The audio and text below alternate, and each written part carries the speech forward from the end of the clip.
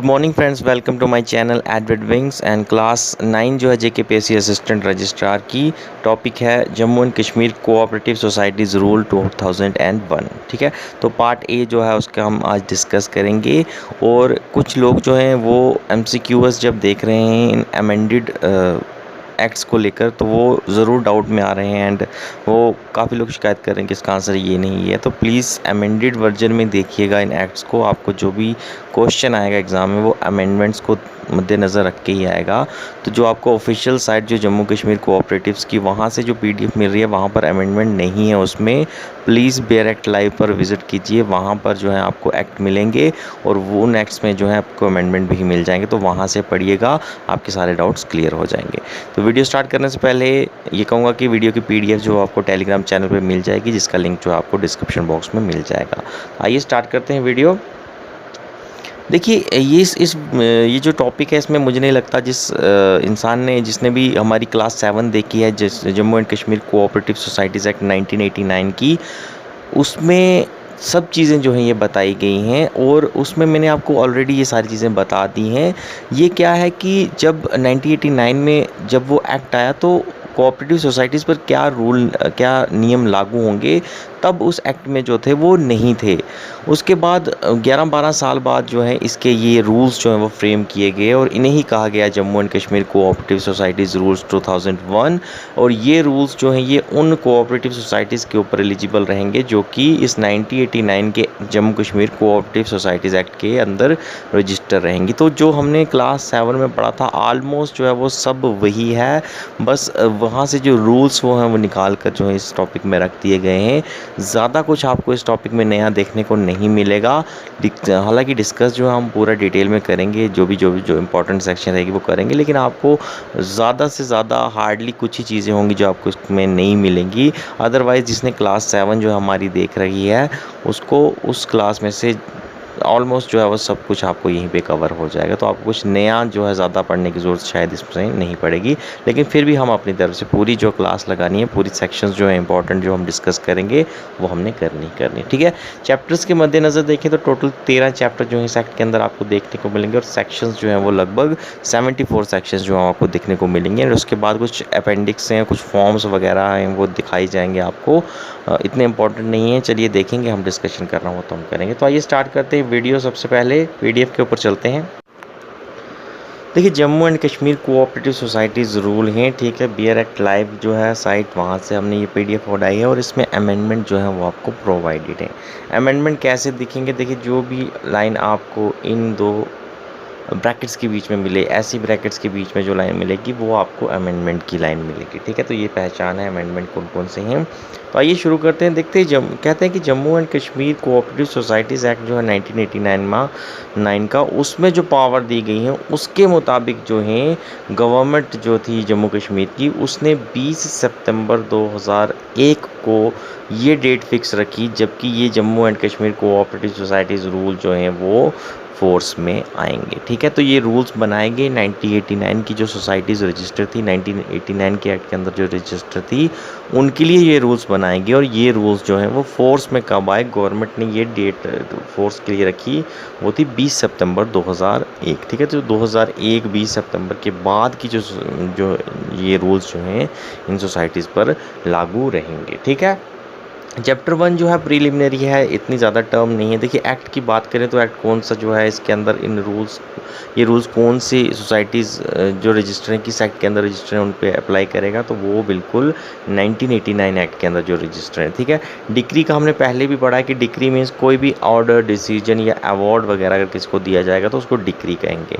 और डिफ़ॉल्टर कौन रहेगा, डिफ़ॉल्टर वो रहेगा जिसके खिलाफ जो है ये ऑर्डर जो है यानी ये डिक्री या डिसीजन जो है वो पास किया जाएगा, तो उसे हम कहेंगे डिफ़ॉल्टर। ठीक है, रिकवरी ऑफिसर टर्म आएगी, आपको देखने को मिलेगी। रिकवरी ऑफिसर वो ऑफिसर होगा जो कि डिफ़ॉल्टर की प्रॉपर्टी वगैरह को सीज़ करेगा और उसको बेचेगा और उसमें से जो भी अमाउंट रिकवर होगा उसको जो है प्रोविजंस के अकॉर्डिंग जो है वो डिस्ट्रीब्यूट करेगा। ठीक है, या फिर हम सिंपली कहें तो कि कोई भी डिक्री जो है यानी कोई भी ऑर्डर या डिसीजन जो पास किया गया है रजिस्ट्रार के द्वारा या जनरल बॉडी के द्वारा, उस ऑर्डर को जो एग्जीक्यूट करेगा इंसान उसे हम कहेंगे रिकवरी ऑफिसर। ठीक है, एग्रीकल्चर सोसाइटीज़ और नॉन एग्रीकल्चर सोसाइटीज़ में क्या डिफरेंस है कि एग्रीकल्चर सोसाइटीज़ वो रहती हैं जिनकी मेन एम जो है, मेन मकसद जो है वो एग्रीकल्चर को प्रमोट करना और एग्रीकल्चर एलाइड एक्टिविटीज़ यानी एग्रीकल्चर से जो जुड़ी हुई एक्टिविटीज़ हैं उनको प्रमोट करने का जो काम जिन सोसाइटीज़ का रहता है उन्हें हम कहते हैं एग्रीकल्चर सोसाइटीज़। और इन एग्रीकल्चर सोसाइटीज़ के अलावा जितनी भी सोसाइटीज़ रहती हैं उन्हें हम नॉन एग्रीकल्चर सोसाइटीज़ कहते हैं। ठीक है, चैप्टर 2 की बात करें तो चैप्टर 2 में आपको आएगा कि सोसाइटीज़ की रजिस्ट्रेशन के अकॉर्डिंग क्या रूल्स हैं और सोसाइटीज़ के जो बाय लॉज वगैरह रहेंगे उनमें क्या क्या चीज़ें जो हैं वो होनी ज़रूरी है। ठीक है, तो चैप्टर 2 है registration of cooperative societies and their bylaws. ठीक है, देखिए रजिस्ट्रेशन बिल्कुल सब चीज़ें पढ़ रखी हैं जैसे मैंने बताया। रजिस्ट्रेशन के लिए क्या करना पड़ेगा, एक एप्लीकेशन देनी पड़ेगी एक एप्लीकेंट को, और उस एप्लीकेशन में आपकी जनरल बॉडी मीटिंग में जो रेजोल्यूशन पास हुआ कि हमें रजिस्ट्रेशन करनी है इस एक्ट के अंदर, तो वो रेजोल्यूशन जो है वो उस एप्लीकेशन के साथ होना चाहिए। और उसके बाद जो इस सोसाइटी के जो डिपॉजिट्स हैं किसी भी कोऑपरेटिव बैंक में या उसकी ब्रांच में, उस बैंक के जो डिटेल्स हैं, जो डिपॉजिट्स इसने जमा करवाए हैं, उनकी एक रिसीट जो है वो इस एप्लीकेशन के साथ लगानी है और आपको एप्लीकेशन दे देनी है किसको, रजिस्ट्रार को। अब रजिस्ट्रार के ऊपर डिपेंड है कि वो रजिस्टर करेगा सोसाइटीज़ को कि नहीं, क्योंकि वो प्रोविजंस वगैरह देखेगा। अगर उसको लग रहा है कि प्रोविजंस के साथ ये सोसाइटी जो है रजिस्ट्रेशन की एप्लीकेशन ला रही है तो वो उसे रजिस्टर करेगा। क्या रहेगा कि रजिस्ट्रार जो है वो डिसीजन लेगा रिगार्डिंग द रजिस्ट्रेशन, और लेकिन कितने दिनों के अंदर, 30 दिनों के अंदर। ठीक है, 1 महीने का हमने पहले भी पढ़ा है, कुछ नया नहीं है इसमें। और जो भी डिसीजन रहेगा वो सोसाइटी को फिर बताएगा 30 दिन के अंदर अंदर। ठीक है, और कहता है कि अगर बाई द वे कि रजिस्ट्रार को लगे कि ये सोसाइटी रजिस्टर होने के काबिल तो है, काबिल है रजिस्टर होने की, लेकिन क्या है कि जिस टाइम वो रजिस्ट्रेशन के लिए अप्लाई कर रही है उस टाइम उसने कहीं ना कहीं कुछ फॉर्मेलिटीज़ जो कि उसे चाहिए थी वो कंप्लीट अभी तक नहीं की गई हैं। और ऐसे केस में रजिस्ट्रार क्या करेगा, प्रोविजनल रजिस्ट्रेशन जो है उसको अलॉट करेगा और उसको एक टाइम फ्रेम देगा। कितना टाइम फ्रेम देगा, 6 महीने का हमने पहले भी पढ़ा है। और इस महीने के इस पीरियड के बीच उसे कहेगा कि आपकी जो फॉर्मेलिटीज़ अभी तक इनकम्प्लीट्स हैं उन्हें पूरा कीजिए। और उसके बाद हम आपको क्या करेंगे कि अगर सोसाइटी वो फॉर्मेलिटीज़ पूरा कर लेती है 6 महीने में तो उसे परमानेंट रजिस्ट्रेशन मिल जाएगी। लेकिन अगर वो सोसाइटी जो फॉर्मेलिटीज़ उन्हें पूरा नहीं कर पाई तो उसकी प्रोविजनल रजिस्ट्रेशन जो है वो भी कैंसिल रह जाएगी। ठीक है, तो ये था। और उसके बाद कहता है कि no society with similar object and same purpose will be register in the same area of operation. कि मान लीजिए एक एरिया है कोई स्पेसिफिक, वहाँ पर ऑलरेडी अगर एक सोसाइटी जो है रजिस्ट्रार ने रजिस्टर कर दी है तो सेम पर्पस से अगर कोई दूसरी सोसाइटी कह रही है कि हम भी इसी पर्पस के ऊपर अपनी सोसाइटी को रजिस्टर करना चाहते हैं तो रजिस्ट्रार उस सेम एरिया में उस सोसाइटी को रजिस्ट्रेशन की परमिशन नहीं देगा। उसको या तो कोई दूसरा एरिया अलॉट किया जाएगा या तो उसे कहा जाएगा कि आप अपना पर्पस एम जो है वो उसको बदलिए। ठीक है, उसके बाद है ये तो है कि रजिस्ट्रेशन जो है उसने एक्सेप्ट कर ली। दूसरा है कि अगर उसको रजिस्ट्रेशन वो प्रोविजंस के ख़िलाफ़ जा रहा है तो वो रजिस्ट्रेशन के लिए रिफ्यूज़ भी कर सकता है। लेकिन रिफ्यूज़ हो या रजिस्ट्रेशन हो, ऑर्डर ऑफ रिफ्यूज़ल जो है ये भी उसको 30 दिन के अंदर अंदर सोसाइटी को देना पड़ेगा विद रीजंस कि क्यों आखिर उसने रजिस्ट्रेशन जो है उसको एक्सेप्ट नहीं किया। ठीक है, उसके बाद जो बाय लॉज बनेंगे, देखिए कानून बनाएंगे, इसके अंदर क्या क्या रहेगा ये तो बेसिक चीज़ें हैं, आपको पढ़ने की ज़्यादा ज़रूरत नहीं है कि नाम होना चाहिए, सोसाइटी का एड्रेस होना चाहिए, एरिया ऑफ ऑपरेशन होना चाहिए, उसकी लाइबिलिटीज़ कितनी है, एसेट कितनी है। तो ये चीज़ें जो हैं ये आपकी कोई फैक्ट्स नहीं है, इसमें से कुछ क्वेश्चन इतने आपके नहीं दिखेंगे। फिर भी आप पढ़ना चाहें तो प्लीज़ पढ़ सकते हैं, लेकिन इसमें कुछ एग्जामिनेशन पॉइंट ऑफ व्यू से देखो कुछ पढ़ा नहीं है तो आपने क्लास 7 में भी ये सारा कुछ पढ़ा ही हुआ। ठीक है, इसके अलावा इन सोसाइटीज़ इन चीज़ों को भी जो है अपने बाय लॉज में इंक्लूड किया जा सकता है कि क्या हालात रहेंगे जिसके बीच मेंबरशिप जो है उसे परमिट किया जाएगा, कौन से हालात रहेंगे जिसमें मेंबरशिप को रिमूव किया जाएगा, किसी की डेथ हो जाए तो क्या होगा, ये सारी प्रोविजंस है। ठीक है, एलैबोरेट तो हम पढ़ेंगे इसको, लेकिन ये तो एक ब्रीफ आइडिया है कि क्या क्या बाय लॉज के बीच में होना चाहिए। तो ये आप पढ़ना चाहें तो ज़रूर पढ़ सकते हैं, अदरवाइज़ इतना ज़्यादा इंपॉर्टेंट नहीं है। अगर आपने क्लास 7 देखी है तो आपने ये सब कुछ पढ़ा होगा उसमें। ठीक है, उसके बाद आता है procedure against the amendment to bylaws. Bylaws जो है वो बन तो गए हैं, अब उसमें अमेंडमेंट अगर करना चाहती है सोसाइटी जो कि रजिस्टर हो चुकी है तो उसके लिए क्या क्या रूल्स हैं। उसमें क्या है कि इनको एक रेजोल्यूशन पास करना पड़ेगा। सबसे पहले जो सोसाइटी रजिस्टर हैं इनको अपनी जनरल बॉडी मीटिंग में एक रेजोल्यूशन पास करना पड़ेगा कि हम अमेंडमेंट चाहते हैं। और ये रेजोल्यूशन कितनी मेजॉरिटी से पास होना चाहिए? 2/3 majority of member present and voting. तो जितने भी मेंबर उस मीटिंग में मौजूद होंगे उसमें से 2/3 मेंबर जो हैं वो इस अमेंडमेंट के फेवर में होने चाहिए, तभी जो है वो रजिस्ट्रार को इस अमेंडमेंट के लिए अप्लाई कर सकते हैं। और कहता है कि इस रेजोल्यूशन को पास करने से पहले एक नोटिस जो है इस अमेंडमेंट का वो हर एक मेंबर के पास इनको पहुंचाना होता है। अगर ये डायरेक्टली किसी को मेंबर को मीटिंग में ही बताएंगे कि ये हम अमेंडमेंट लाना चाहते हैं तो वो वैलिड नहीं रहेगा। तो एक प्रॉपर नोटिफिकेशन देना चाहिए, मीटिंग से पहले उनको नोटिस दे दिया जाता है कि ये मीटिंग जो है इतनी डेट को होनी है, इसमें जो है ये अमेंडमेंट का मुद्दा हमने रखना है और क्या क्या अमेंडमेंट हमने करने हैं वो भी उस नोटिस में हर एक मेंबर को मीटिंग से पहले ही बताना जो है वो अनिवार्य है। अदरवाइज़ जो है ये अमेंडमेंट वैलिड नहीं रहेंगे। अगर कोई भी मेंबर क्लेम करता है कि मुझे नोटिस नहीं दिया गया है मीटिंग से पहले, तो वो चीज़ फिर इनवैलिड मानी जाएगी। ठीक है। अब मान लीजिए रेजोल्यूशन जो है वो जब पास हो गया तो उसके बाद वो रेजोल्यूशन के साथ जो अमेंडमेंट की एप्लीकेशन जो है वो लगभग 14 दिन के अंदर अंदर जो है रजिस्ट्रार को देनी पड़ती है कि हमारे जब रेजोल्यूशन पास हुआ कि अमेंडमेंट करना चाहती है सोसाइटी, उस रेजोल्यूशन के पास होने के 14 दिन के अंदर अंदर रजिस्ट्रार को एप्लीकेशन देनी पड़ती है विद अमेंडमेंट कि हम ये अमेंडमेंट जो है अपने बायलॉज में करना चाहते हैं। ठीक है। और इस टाइम पीरियड को रजिस्ट्रार जो है कंडोल कर सकता है। कंडोल मीन्स के बढ़ा भी सकता है, ये ज़रूरी नहीं है 14 दिन है तो 14 दिन के अंदर अंदर तो एप्लीकेशन देनी ही देनी है, लेकिन किसी वजह से अगर डिले हो भी जाए तो रजिस्ट्रार जो है स्पेशल कंडीशंस में अगर सफिशिएंट कॉज है यानी कुछ कारण की वजह से ये डिले हो गया 14 दिन के बाद अगर किसी ने दिया है तो रजिस्ट्रार चाहे तो उसको एक्सेप्ट भी कर सकता, मतलब माफ़, कंडोल का सिर्फ मतलब है कि माफ़ भी कर सकता है, तो वो डिले और ज़्यादा जो है उसको टाइम दे सकता है। अब कहते हैं कि रजिस्ट्रार अगर मान लीजिए कि उसने रजिस्टर अमेंडमेंट जो है उनको रजिस्टर कर लिया तो वो उस अमेंडमेंट की कॉपी जो है वो सोसाइटी को भेजेगा, और अगर नहीं रजिस्टर किया तो रिफ्यूज़ल ऑर्डर जो है वो सोसाइटी को भेजेगा विद रीज़न कि क्यों नहीं उसने एक्सेप्ट किया, लेकिन कितने दिनों में भेजना है? 60 डेज़ के अंदर। ठीक है। तो रजिस्ट्रेशन के लिए 30 दिन का टाइम दिया जाएगा और अमेंडमेंट को रजिस्टर करने के लिए या रिफ्यूज़ करने के लिए 60 दिन का टाइम दिया जाएगा। अब मान लीजिए कि लाइबिलिटी बदलना चाहते हैं, कोई सोसाइटी जो है अपनी लाइबिलिटी जो है उसकी फॉर्म बदलना चाहती है, अनलिमिटेड से लिमिटेड होना चाहती है, या फिर एक्सटेंट ऑफ लाइबिलिटी जो है यानी पहले जितनी थी प्रोपोर्शन ऑफ या अमाउंट ऑफ लाइबिलिटी उसको बढ़ाना या घटाना चाहती है, तो उसके लिए क्या होगा कि एक रेजोल्यूशन पास करना पड़ेगा। रेजोल्यूशन कौन सा होगा?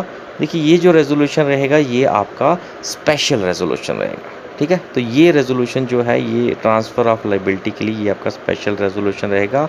स्पेशल रेजोल्यूशन कौन सा होता है? एटलीस्ट 50% वोटिंग जो है जिसमें फेवर में हो। ठीक है। तो स्पेशल रेजोल्यूशन से जो है ये पास किया जाएगा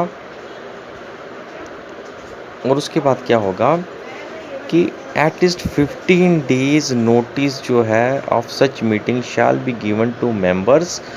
ठीक है। 15 दिन का नोटिस जो आपको मेंबर को भी देना है उस रेजोल्यूशन के पास होने से पहले, और साथ ही साथ नोटिस मेंबर्स के साथ साथ आपको क्रेडिटर्स जो रहेंगे उस सोसाइटीज़ के उनको भी जो है ये नोटिस देना है कि हम भैया अपनी फॉर्म्स ऑफ लाइबिलिटी जो है इसकी सोसाइटी की उसे बदलना चाहते हैं। और उसके साथ साथ उन्हें जो है एक कॉपी ऑफ प्रपोज रेजोल्यूशन भी दिया जाता है। और एक चीज़ यहाँ पर नहीं मेंशन की गई है वो ये है कि अगर क्रेडिटर्स या मेंबर जिनको ये नोटिस दिया जाता है कि हम लाइबिलिटी जो है बदलने वाले हैं अपनी सोसाइटी को, अगर वो सेटिस्फाइड नहीं है इस अमेंडमेंट से तो वो अपने शेयर्स जो रहते हैं वो इन 15 दिन के नोटिस के अंदर अंदर विड्रॉ कर सकते हैं। और अगर शेयर्स नहीं विड्रॉ किए तो यही माना जाएगा कि वो जो हैं वो अपनी रजामंदी दे रहे हैं इसमें। ठीक है। तो ये रहेगा। अब हम चलते हैं चैप्टर 3 रहेगा आपका members of cooperative societies and their rights and liabilities. 3rd chapter है कि मेंबर्स जो हैं कोऑपरेटिव सोसाइटीज़ की उनकी क्या राइट्स क्या लाइबिलिटीज़ रहेंगी। तो सबसे पहले कहता है कि डिस्क्वालिफिकेशन किस किस बेस पर की जा सकती है। देखिए डिस्क्वालिफिकेशन मेंबर की जा सकती है अगर वो इंसॉल्वेंट हो, पैसे जो उसको देने वो नहीं दे पा रहा हो, या फिर उसको कोई सज़ा किसी कोर्ट वगैरह ने सज़ा अगर कोई सुनाई है किसी क्राइम के लिए तो वो भी एलिजिबल नहीं रहेगा। या फिर कोई इंसान जो कि सज़ा काट कर आ चुका है और उसे अभी लगभग 5 साल नहीं हुए हैं उसकी सज़ा ख़त्म हुए, यानी वो जब सज़ा ख़त्म करके आएगा उसके 5 साल तक भी वो जो है वो कॉन्टेस्ट ने वो मेंबरशिप नहीं ले सकता। तो अगर सज़ा काट कर आया है उसके 5 साल तक उसको वेट करना पड़ेगा मेंबरशिप किसी भी सोसाइटी के बनने के लिए। और अगर इसको सज़ा करंटली अगर वो किसी सज़ा फेस कर रहा है फिर तो चाहिए फिर तो आ ही नहीं सकता। ठीक है, अब कहता है कि if a member subject to disqualification, कि अगर एक मेंबर को डिसक्वालीफाई कर दिया जाता है तो उसकी मेंबरशिप, जिस दिन उसकी डिसक्वालिफिकेशन हुई है उस डेट से उसकी मेंबरशिप जो है एक सोसाइटी में वो सीज़ हो जाएगी। ठीक है, वो ख़त्म हो रहेगी। अब कहता है कि एक मेंबर जो है, अगर मान लीजिए कि एक कोऑपरेटिव, किसी भी प्राइमरी कोऑपरेटिव सोसाइटी का मेंबर है और वो किसी दूसरी सोसाइटी का जिसका कि सेम टाइप और सेम नेचर है उसका मेंबर बनना चाहता है, तो वो उस सोसाइटी का मेंबर नहीं बन सकता।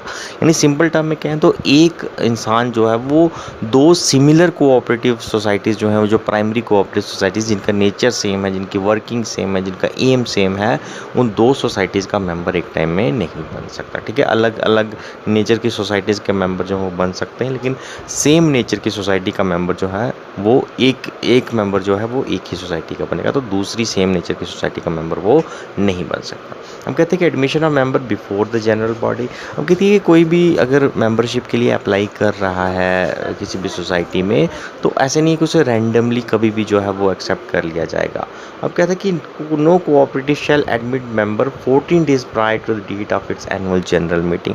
तो अगर कोई एप्लीकेशन के लिए मेंबरशिप बनना भी चाहता है तो उसको मेंबर कब एडमिट किया जाएगा, जब भी उस कोऑपरेटिव सोसाइटी की एनुअल जनरल मीटिंग होनी है, तो उस एनुअल जनरल मीटिंग के 14 दिन पहले तक ही उसको जो है वो उसमें एडमिट किया जाएगा।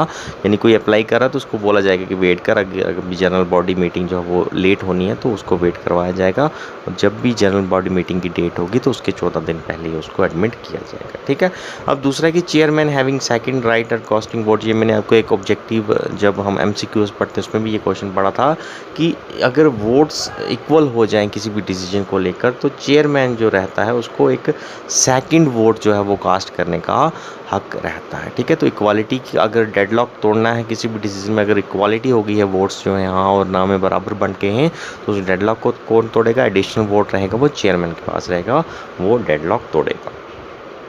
अब गवर्नमेंट का नॉमिनी जो है वो रहता है, तो उसके वोटिंग राइट्स कैसे रहते हैं।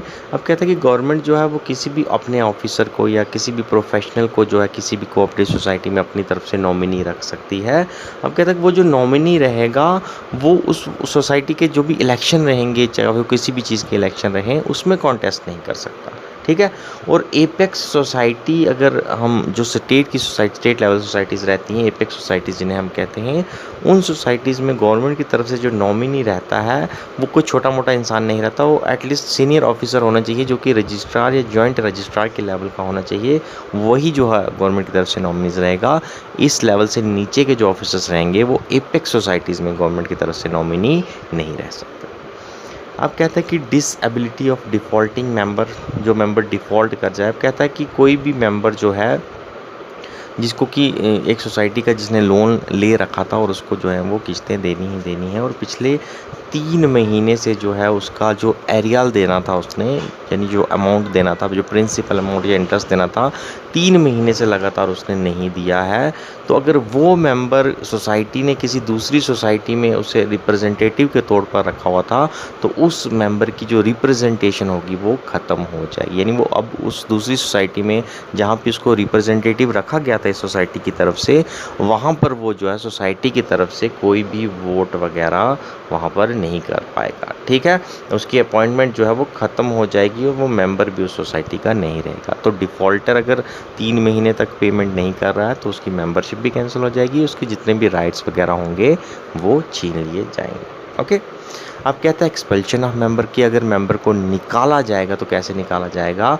और क्या क्या उसके फिर उसके बाद ऑब्लिगेशंस रहेंगे। अब कहते हैं कि अगर उसको निकालना है तो एक स्पेशल रेजोल्यूशन पास करना पड़ेगा, अगेन 3/4 मेजॉरिटी के साथ रेजोल्यूशन पास करना पड़ेगा कमेटी को, तभी उसे निकाला जा सकता है। और निकालने के केस कौन से रहेंगे कि अगर वो सोसाइटी की क्रेडिबिलिटी को डेलिबरेटली या इंटेंशनली इंजोर करने की कोशिश कर रहा था, या उसने कोई जो उससे स्टेटमेंट मांगा गया उसने फॉल्स स्टेटमेंट प्रोवाइड किया है, या फिर वो सोसाइटी के अगेंस्ट, सोसाइटी का जो बिजनेस है उसके अगेंस्ट जाकर काम कर रहा है या फिर पेमेंट में डिफ़ॉल्ट कर रहा है, तो इस केस में उसको एक्सपेल किया जा सकता है। लेकिन एक्सपेल करने का जो रेज़ोल्यूशन पास करना है, उससे पहले जो है इस इंसान को जिसे एक्सपेल किया जा रहा है, इसे 7 दिन का नोटिस जो है वो ज़रूर दिया जाएगा कमेटी की तरफ से कि आप अपनी बात जो है रखिए, और इस तरह से 7 दिन की उसको फेयर अपॉर्चुनिटी दी जाएगी। उसके बाद ही जो है ये डिसीज़न जो है इसको एक्सपेल करने का वो लिया जाएगा। दूसरी तरफ अगर रजिस्ट्रार को अगर लगे कि रजिस्ट्रार अपनी तरफ से देखे कि कोई भी मेंबर जो है सोसाइटी का अगर वो अच्छे से काम नहीं कर रहा है और उसको एक्सपेल करने की ज़रूरत है, तो वो जो है फिर उसको एक्सपेल कर सकता है। इस केस में क्या रहेगा कि रजिस्ट्रार जो है वो उस मेंबर को भी बुलाएगा, उस सोसाइटी को का जो रिप्रेजेंटेटिव रहेगा उसे भी साथ बुलाएगा, और उससे पहले एक कुछ नोटिस दिया जाएगा। उस नोटिस में उसको कहा जाएगा कि आप बताइए कि हम आपको एक्सपेल क्यों नहीं कर रहे हैं, ये रीज़न्स जो हैं इसकी वजह से हम आपको एक्सपेल कर रहे हैं, और एक टाइम पीरियड के अंदर उसको एक्सप्लेनेशन उसकी मांगी जाएगी। और अगर मेंबर या सोसाइटी जो है वो एक्सप्लेनेशन देने में फेल होगी उस पीरियड के दौरान, तो रजिस्ट्रार जो है वो फिर एक ऑर्डर पास करेगा जिसके तहत जो है उस मेंबर को सोसाइटी से एक्सपेल कर दिया जाएगा। अब जो मेंबर जो है जिसे एक्सपेल किया जाएगा, वो 1 साल तक जो है वो फिर से उस सोसाइटी में रीएडमिशन के लिए एलिजिबल नहीं रहेगा। तो जिस दिन उसको एक्सपेल किया जाएगा, उसके 1 साल तक वो फिर से रीएडमिशन के लिए अप्लाई नहीं कर सकता, 1 साल के बाद ही करेगा। अब एक्सपल्शन की वजह से कहता है कि जो भी शेयर्स रहेंगे उस मेंबर के, वो भी फॉर्च्योर हो जाएंगे। ठीक है, फॉर्च्योर मीन्स के सीज़ कर दिए जाएंगे। जो उसके शेयर्स रहेंगे, ऐसा नहीं है कि उसको दे दिए जाएंगे, वो उसके जो शेयर्स रहेंगे वो सीज़ कर दिए जाएंगे और उसको फिर सोसाइटी के ही फंड में ट्रांसफ़र कर दिया जाएगा, तो उसे कुछ नहीं मिलेगा। अब है नॉमिनेशन ऑफ ईयर की, कोई भी मेंबर है, मान लीजिए कि मेंबर चाहता है कि अपना एक नॉमिनी जो है वो पेश करना चाहता है कि मान लीजिए कल को उसकी डेथ हो गई है, तो डेथ की वजह से अब उसको तो प्रॉफिट कुछ मिलेगी नहीं, तो वो अपना नॉमिनी अनाउंस करता है कि मेरी डेथ हो जाए। तो उस केस में क्या करिए, आप शेयर या इंटरेस्ट रहेगा जो मेरी कैपिटल पर, वो आप मेरे नॉमिनी को ट्रांसफ़र कर दीजिएगा। तो नॉमिनी को या हीयर को नॉमिनेट करने का क्या तरीका रहता है, तो कहता है कि ऐसा नहीं कि एक ही मेंबर जो है आप उसको नॉमिनेट कर सकते हैं, आप एक से ज़्यादा मेंबर को भी नॉमिनेट कर सकते हैं। लेकिन कहता है कि नंबर ऑफ़ मेंबर जो नॉमिनेट करने हैं एक मेंबर ने, shall not exceed the number of shares held by member. तो एक मेंबर ने जितने शेयर हेल्ड करके रखे हैं, उन नंबर ऑफ़ शेयर्स से ज़्यादा नॉमिनी जो है वो नॉमिनेट नहीं कर सकता। मान लीजिए 10 शेयर जो है उसने हेल्ड कर रखे हैं किसी सोसाइटी में, तो 10 से ज़्यादा नॉमिनी जो है वो नॉमिनेट नहीं कर सकता। एटलीस्ट एक शेयर जो है वो हर नॉमिनी के हिस्से में आना चाहिए। ठीक है, और दूसरा कहता है कि जब एक इंसान जो है वो एक से ज़्यादा नॉमिनी जो है वो मान लीजिए कि वो अपॉइंट कर देता है अपनी जगह, तो उसको साथ साथ ये भी बताना पड़ता है कि हर एक नॉमिनी जो उसने अपॉइंट किया गया है, उसको उसकी डेथ के केस पर या किसी चीज़ की वजह से अगर उसको छोड़ना पड़ जाए, तो हर एक नॉमिनी को कितना पैसा देना है सोसाइटी ने, ये भी उसको पहले से ही बताना पड़ता है, ताकि अगर डेथ हो जाए तो उसके बाद डिस्प्यूट उन नॉमिनीज़ में ना आ जाए कि मुझे ज़्यादा पैसा मिलना चाहिए इसका। ठीक है, तो पहले से ही उसको बताना पड़ता है कि अगर नॉमिनी उसने एक से ज़्यादा रखा है तो उसको हर नॉमिनी को कितना पैसा देना है। अब कहते हैं कि नॉमिनेशन जो है वो वैलिड नहीं रहेगी जब तक जो मेंबर जो है वो रिटन में जो है उन नॉमिनीज़ के नाम नहीं दे रहा, और रिटन में उसको वो देने हैं जहाँ जिसमें मेंबर का साइन होना चाहिए और 2 एटलीस्ट विटनेस की प्रेजेंस में उसने वो जो है नॉमिनेशन दी होनी चाहिए, और वो नॉमिनेशन जो है वो सोसाइटी की जो बुक्स ऑफ रिकॉर्ड्स हैं उसमें रजिस्टर होनी चाहिए। ठीक है, ऐसे नहीं है ओरली उसने कहा कि ये मेरा नॉमिनी है और कल को अगर वो मर गया तो उसके क्लेम जो है वो फिर वेरीफाई नहीं किए जाएंगे। तो रिटन में देना है, साइन करके देना है, विटनेस की प्रेजेंस में देना है, और सोसाइटीज़ की बुक्स में वो रिकॉर्ड भी रहना चाहिए। ठीक है, अब कहता है कि मान लीजिए कि डेथ होगी, किसी की मेंबर की डेथ हो गई है, उसने रिज़ाइन कर दिया है या उसको रिमूव कर दिया गया है या उसकी मेंबरशिप ख़त्म हो गई है, तो उसको कुछ ना कुछ पैसे तो देने पड़ेंगे। ठीक है, डिफ़ॉल्ट की वजह से तो नहीं देंगे, लेकिन ऐसे अगर उसको रिमूव किया गया है किसी वजह से या उसकी मेंबरशिप ख़त्म हो गई है, तो उसको जो है वो वापस उसकी जो शेयर्स उसने ख़रीद रखे हैं, तो उस शेयर्स के पैसे जो हैं कुछ ना कुछ जो है उसको देने पड़ते हैं। तो वो कैसे देने हैं, तो इस केस में कहता है कि sum representing the value of his share and interest on capital, उसकी शेयर का वैल्यू और जो कैपिटल उसने दी है उसके ऊपर का इंटरेस्ट मिलाकर जो भी होगा वो उसे पेड किया जाएगा, उसको किया जाएगा या उसके नॉमिनी को किया जाएगा इन केस ऑफ डेथ। तो वो कैलकुलेट कैसे किया जाएगा, अब देखिए, अगर सोसाइटी जो है वो अनलिमिटेड लाइबिलिटी वाली सोसाइटी है, तो कितना पैसा उसको दिया जाएगा उसकी रेजिग्नेशन या चीज़ पे, वो रहेगा actual amount receive by society in respect of such shares of और इंटरेस्ट। तो जितने भी शेयर उसने हेल्ड करके रखे हैं और जितनी कैपिटल उसने दी है उसके ऊपर जो इंटरेस्ट अभी तक सोसाइटी को मिला है, वो सारा एक्चुअल अमाउंट जो है वो उसको देना पड़ेगा। इन केस कि अगर सोसाइटी अनलिमिटेड लाइबिलिटी वाली है, लेकिन लिमिटेड लाइबिलिटी वाली सोसाइटी रहेगी, तो तब कितना अमाउंट देंगे कि amount arrived by valuation based on the financial position of the society in the last audited balance sheet. तो उस केस में सोसाइटी की जो फाइनेंशियल कंडीशन रहेगी, यानी जिस दिन उसने रिज़ाइन किया तो उसके पिछले साल वाला बैलेंस शीट देखी जाएगी, उसमें सोसाइटी की क्या फाइनेंशियल पोजीशन है, उसके बेसिस पर उसके शेयर, उसकी जो उसको जो अमाउंट देना है उसको नापा जाएगा। लेकिन वो अमाउंट जो उसको दिया जाएगा वो उसके एक्चुअल अमाउंट जो सोसाइटी ने रिसीव किया है उसके शेयर से या उसके इंटरेस्ट से, वो उससे हमेशा कम रहेगा, ठीक है। तो उससे ज़्यादा नहीं होना चाहिए। अनलिमिटेड लाइबिलिटी में पूरा एक्चुअल अमाउंट दिया जाएगा और लिमिटेड लाइबिलिटी में उससे कम ही दिया जाएगा, ठीक है। अब मान लीजिए कि डिस्प्यूट अगर कोई हो जाता है मेंबर या नॉमिनी और सोसाइटी के बीच में, कि भाई आपने जो मुझे शेयर या अमाउंट दिया है मेरे शेयर या इंटरेस्ट पे, वो अमाउंट कम दिया है मुझे, तो कोई भी ऐसा अगर डिस्प्यूट आ जाए, तो ये डिस्प्यूट को फाइनली डिसाइड करने की अथॉरिटी जो है वो रजिस्ट्रार को दी गई है। तो इस डिस्प्यूट के ऊपर फाइनल डिसीजन रजिस्ट्रार रहेगा, और रजिस्ट्रार का जो भी डिसीजन रहेगा वो फाइनल रहेगा, वो बाइंडिंग रहेगा, वो मानना ही पड़ेगा, सोसाइटी को भी मानना पड़ेगा और मेंबर को भी मानना पड़ेगा, ठीक है। तो 3 चैप्टर ये हैं। अब 4th चैप्टर जो है वो है मैनेजमेंट ऑफ सोसाइटीज़। तो आइए इसको भी देखते हैं। चैप्टर 4 है मैनेजमेंट ऑफ सोसाइटीज़, ठीक है। सोसाइटीज़ कैसे चलेंगी, उनकी इलेक्शन वगैरह कैसे रहेंगी, डिस्क्वालिफिकेशन कैसी रहेगी, कौन कौन अपॉइंट किया जा सकता है, ठीक है। इलेक्शन की बात करें तो election of member of committee, ठीक है। बोर्ड या कमेटी जो रहेगी कोऑपरेटिव सोसाइटी की, उनके जो मेंबर रहेंगे उनके इलेक्शन कैसे होने हैं। तो देखिए, उस डेट पर होंगे, सीधी बात है, जो कि गवर्निंग बॉडी जो है सोसाइटी की, यानी जो कमेटी खुद रहती है वो डिसाइड करती है कि डेट जो मौजूदा कमेटी है वो 3 महीने अपनी एक्सपायरी टर्म से 3 महीने पहले जो है वो डेट अनाउंस करती है कि इस डेट पर इलेक्शन होने हैं, और फिर कमेटी को सिलेक्ट किया जाता है, ताकि उनकी रिटायरमेंट के टाइम जो है पिछले आने वाली जो कमेटी है वो ऑलरेडी सिलेक्टेड हो, और जो है उसमें डिसरप्शन वगैरह ना आए, ठीक है। नोटिस जो रहेगा इसका, ये जो इलेक्शन होने जनरल मीटिंग में, ये जो है इसका नोटिस हर एक मेंबर को दिया जाएगा, और इसके साथ साथ डेप्यूटी रजिस्ट्रार जो रहेगा और रजिस्ट्रार रहेगा जो सोसाइटी का, उसे भी नोटिस दिया जाएगा कि इस डेट को जो है ये मीटिंग होगी जिसमें इलेक्शन जो है वो हमने रखवाए हैं, ठीक है। उसके बाद जो मैनेजिंग कमेटी रहेगी या बोर्ड रहेगा, वो रिटर्निंग ऑफिसर एक अपॉइंट करेगा, और वो रिटर्निंग ऑफिसर जो है वही रिस्पॉन्सिबल रहेगा ये सारे इलेक्शन वगैरह कंडक्ट करवाने के लिए। और ये रिटर्निंग ऑफिसर जो है ये इनके मेंबर्स के सोसाइटी के अंदर का ही कोई मेंबर होगा, बाहर से जो है इसको नहीं बुलाया जाएगा।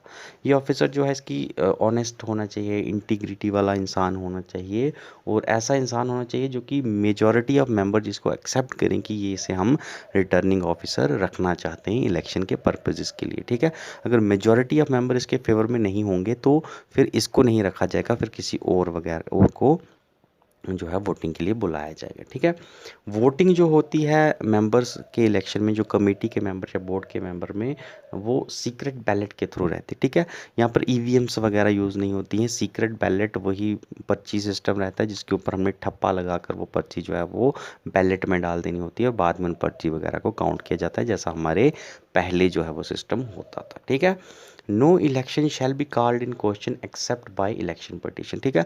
अगर इलेक्शन हुआ है उसके बाद किसी को कोई इस पर आपत्ति है, तो ऐसे वैसे जो है वो किसी को नहीं करेगा, उसको एक इलेक्शन पिटीशन देनी पड़ेगी। किसको देनी पड़ेगी? रजिस्ट्रार को देनी पड़ेगी, और सिर्फ उसी वे में जो है वो क्वेश्चन कर सकता है कि अगर उसको लग रहा है कि इलेक्शन में कोई धांधली वगैरह हुई है, तो वो सिर्फ इलेक्शन पिटीशन के थ्रू ही जो है वो अपना क्लैरिफिकेशन जो है वो मांग सकता है, अदरवाइज़ दूसरा कोई ऑप्शन नहीं रहता, ठीक है। अगर कोई भी डिस्प्यूट कहता है कि इलेक्शन के खिलाफ रहता है कि इलेक्शन सही से नहीं हुई है, तो वो डिस्प्यूट किसको रेफ़र किया जाता है? रजिस्ट्रार सोसाइटी का जो रहता है उसको डिसाइड किया जाता है, जो कि इसके ऊपर फाइनल डिसीजन देता है, ठीक है। और जिस दिन भी मान लीजिए किसी को कोई एतराज़ है कि इलेक्शन के रिज़ल्ट जो हैं वो सही तरीके से इलेक्शन कंडक्ट नहीं हुआ है, तो जो रिज़ल्ट की डेट रहती है जिस दिन रिज़ल्ट डिक्लेयर हुआ है, उसके 30 दिन के अंदर अंदर ही इसको जो है वो इलेक्शन पिटिशन रजिस्ट्रार को देनी पड़ती है कि भैया हमें एतराज़ है, ये जो है सही से इलेक्शन नहीं हुए हैं। 30 दिन का टाइम निकल गया अगर रिज़ल्ट के बाद, तो फिर आप इलेक्शन पिटिशन दें या ना दें, वो आपकी कोई नहीं सुना जाएगा। ठीक है। डिसीजन जो है इस डिस्प्यूट को सॉल्व करने में रजिस्ट्रार का वो डिसीजन फाइनल रहेगा, इसके ऊपर कोई क्वेश्चन नहीं कर सकता। ठीक है। तो एक ही चांस है, रजिस्ट्रार को बोलिए, रजिस्ट्रार को लगता है कि अगर कुछ धांधली हुई है तो वो फिर से इलेक्शन के लिए कॉल करेगा, और अगर रजिस्ट्रार की नज़र में ठीक है सब कुछ, तो फिर कुछ आप नेक्स्ट नहीं कर सकते। ठीक है। अब कहते हैं कि रिप्रेजेंटेटिव जो रहते हैं सोसाइटी के, जो दूसरी सोसाइटी में मान लीजिए दूसरी सोसाइटी की एक सोसाइटी मेंबर है, तो उस वहाँ के सोसाइटी के अफेयर्स में वोट करने के लिए एक रिप्रेजेंटेटिव चुनना पड़ता है हर सोसाइटी का। तो उसके जो इलेक्शन होते हैं वो कमेटी खुद करती है। ठीक है। मेंबर्स रहते हैं बिल्कुल, इसमें भी मीटिंग बुलाई जाएगी, हर मेंबर को नोटिस दिया जाएगा, हर मेंबर आएगा, लेकिन यहाँ पर जो वोटिंग रहती है रिप्रेजेंटेटिव के लिए, वो सिर्फ कमेटी के जो मेंबर रहते हैं वही करते हैं। और जो भी कमेटी के मेंबर जिस भी इंसान को मेजॉरिटी में वोट देंगे, तो वो जो है वो चुन लिया जाएगा रिप्रेजेंटेटिव। और अगर टाई हो जाए इस केस में, तो चेयरमैन जो है वो उसको एक एडिशनल वोट मिलता है। ठीक है। इसके बाद आगे अगर आप जाओगे तो देखिए उसके बाद नेक्स्ट फ्रेज जो आता है सेक्शन 18, वो आती है इलेक्शन स्टाफ का। ठीक है। जो स्टाफ रहेगा सोसाइटी का, उसका इलेक्शन कैसे होगा, तो उसके लिए भी एक जनरल मीटिंग जो है वो बुलाई जाएगी, जिसमें सारे मेंबर्स जो हैं उनको नोटिस दिया जाएगा। ठीक है। उसके बाद रिटर्निंग ऑफिसर अपॉइंट किया जाएगा बिल्कुल प्रॉपर तरीके में, और रिटर्निंग ऑफिसर बताएगा कि कितनी वैकेंसी जो है स्टाफ की, जो कि इलेक्शन के द्वारा फिल करनी है, या फिर एरिया ऑफ कॉन्स्टिट्यूंसी जो है वो कौन कौन सा रहेगा। तो इस केस में क्या था, जो कमेटी रहेगी या एडमिनिस्ट्रेटर जो रहेगा, जो भी उस वक्त मौजूद होगा, वो रिटर्निंग ऑफिसर को जो है वो बताएगा। जब भी जो भी इलेक्शन की डेट फिक्स है, उससे 10 दिन पहले ही वो रिटर्निंग ऑफिसर को ये बता देगा कि कौन से ऑफिसर जो हैं वो इन एलिजिबल हैं, जिन्हें कि री इलेक्ट नहीं किया जा सकता इस इलेक्शन में। तो 10 इलेक्शन की डेट के 10 दिन पहले जो है एडमिनिस्ट्रेटर या फिर जो कमेटी रहेगी, उसको रिटर्निंग ऑफिसर को पूरी लिस्ट देनी है उन ऑफिसर्स की कि कौन कौन से ऑफिसर्स जो कि पहले जो है काम करते थे और अभी इस साल जो है वो इलेक्शन के लिए एलिजिबल नहीं है। ठीक है। तो जब भी इंफॉर्मेशन उसको मिल जाएगी 10 दिन पहले, उसके बाद क्या करेगा कि वो देखेगा कि अगर वो इन एलिजिबल ऑफिसर जो हैं उन वो अगर जितने भी हमें फिल करने हैं ऑफिसर इलेक्शन के थ्रू, उनसे उनके मुकाबले अगर वो हाफ नंबर से ज़्यादा ऑफिसर्स ऐसे हैं जो कि इन एलिजिबल हैं, तो फिर तो काम चलेगा नहीं, क्योंकि आधे से ज़्यादा अगर स्टाफ होगा तो वो तो काम कर नहीं सकेगा। तो कहीं ना कहीं हमें आधे से ऊपर ही स्टाफ को रखना पड़ता है। तो उस केस में क्या करेगा कि जो रिटर्निंग ऑफिसर रहेगा वो इलेक्शन की डेट के 7 दिन पहले ही क्या करेगा, कोई ऐसा तरीका आजमाएगा जिसके द्वारा जो है वो उनमें से कुछ जो कि ऑफिसर्स जो कि इनएलिजिबल हैं, उनमें से कुछ फ़िल्टर करेगा कुछ ऑफिसर्स को, ताकि जो रेशो है एटलीस्ट ऑफिसर्स की जिन्हें कि नए इलेक्शन में हमने सेलेक्ट करना है, वो हाफ से ऊपर आ सके। अब उनमें से क्या कैसे जो है उसको किया जाता है, देखिए चिट सिस्टम चलता है। अगर हम देखें तो चिट सिस्टम होता है, जैसे हम कहते हैं कि पर्ची फेंकनी और चूज़ करना। इसमें क्या करता है कि मान लीजिए कि 100 ऑफिसर्स जो हैं उन्हें सिलेक्ट करना था, और उसमें से जो लिस्ट हमें मिली है उसमें कहा गया कि 60 इंसान ऐसे हैं जो कि इनएलिजिबल हैं।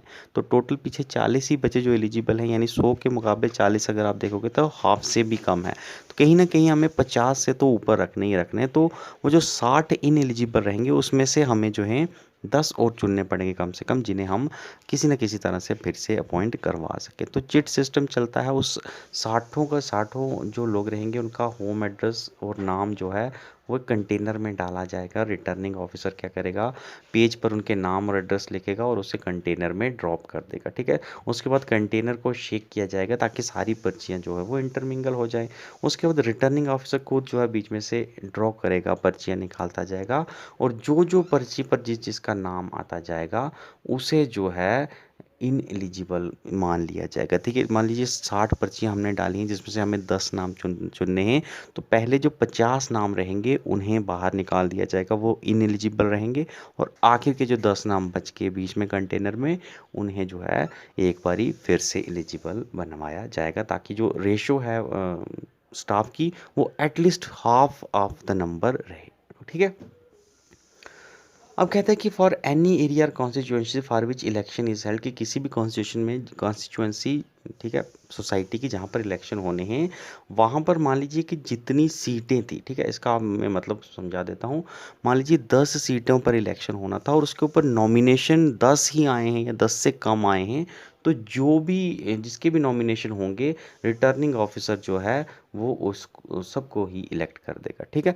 मतलब 10 पोस्टें फिल होनी है और 10 ही लोग अगर खड़े हुए हैं तो उन 10 के 10 को जो है रिटर्निंग ऑफिसर सीधा बिना वोटिंग के ही उनको कहेगा कि आप जीत चुके हैं। ठीक है। और अगर in number of if the number of candidate exceed the number of sorry if the number of candidate for that area constituency exceeds the number of candidate to be elected, कि अगर मान लीजिए कि नंबर ऑफ कैंडिडेट जो है वो ज़्यादा हो गए हैं, जितनी नंबर ऑफ पोस्ट जो है हमें फिल करनी है उससे ज़्यादा नॉमिनेशंस हमारे पास आई हैं, ज़्यादा बंदे कॉन्टेस्ट करना चाहते हैं इलेक्शन, तो उस केस में फिर इलेक्शन होंगे, पोल होंगे सीक्रेट बैलेट के थ्रू।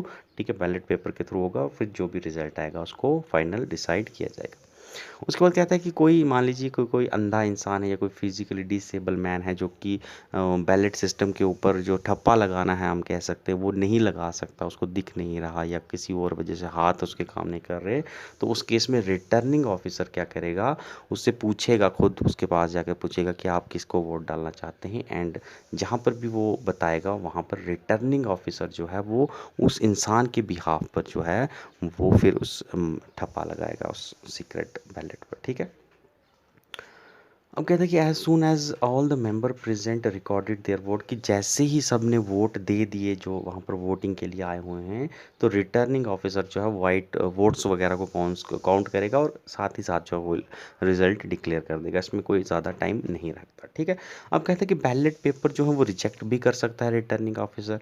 कैसे रिजेक्ट करेगा, देखिए मान लीजिए कि वहाँ पर जिसने भी वोट दिया है उसने कोई पहचान अगर अपनी छोड़ दी है कि मैंने आपको वोट दिया है और अपनी तरफ से कोई पहचान छोड़ दी है, तो वो उस केस में वो बैलेट जो है वो रिजेक्टेड रहेगा। या फिर कोई ऐसा बैलेट जिसके ऊपर रिटर्निंग ऑफिसर की सील नहीं रहती, इट मीन्स वो फेक जो है किसी ने बाहर से लाया है, तो वो भी बैलेट जो है वो कैंसिल कर दिया जाएगा। तो ऐसी सिचुएशन जो भी होंगी, या डबल मार्क किसी के ऊपर होगा तो वो भी जो है कैंसिल कर दिया जाएगा। और अथॉरिटी कौन सी रहेगी, जो कि बैलेट पेपर को रिजेक्ट करने की अथॉरिटी रहती है, जो पावर रखती है, वो रहेगा रिटर्निंग ऑफिसर। तो रिटर्निंग ऑफिसर को अगर लग रहा है कि इनमें से कोई भी गड़बड़ है बैलेट पेपर पर, तो उस वोट को वो कैंसिल कर देगा। ठीक है।